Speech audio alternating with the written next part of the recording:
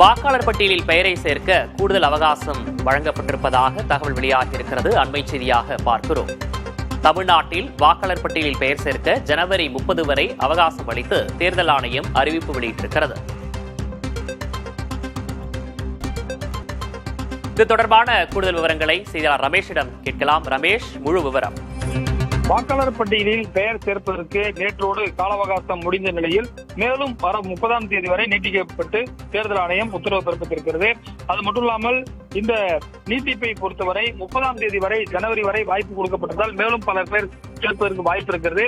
இதுவரை 20 லட்சம் பேர் புதிதாக சேர்ப்பதற்கு மனு கொடுத்திருக்கிறார்கள். இருந்தாலும் கிட்டத்தட்ட 90 லட்சத்திற்கும் அதிகமானோர் நீக்கப்பட்டதால் அவர்கள் மீண்டும் சேர்ப்பதற்கான ஒரு வாய்ப்பு கொடுக்கப்பட்டிருக்கிறது.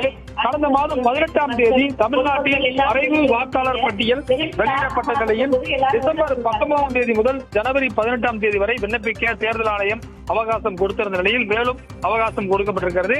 அடுத்த மாதம் பாத்தீங்கன்னா இதே 2வது வாரத்தில் இறுதி வாக்காளர் பட்டியல் வெளியிடப்பட இருக்கிறது.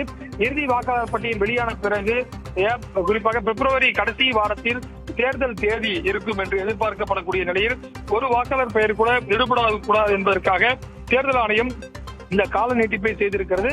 இதை இதுவரை விண்ணப்பம் செய்யாதவர்கள் ஆன்லைன் மற்றும் ஆஃப்லைன் மூலமாக பயன்படுத்திக் கொள்ளுமாறு தேர்தல் ஆணையம் கேட்டுக் கொண்டிருக்கிறது. உங்களுடைய கூடுதல் விவரங்களுக்கு நன்றி ரமேஷ்.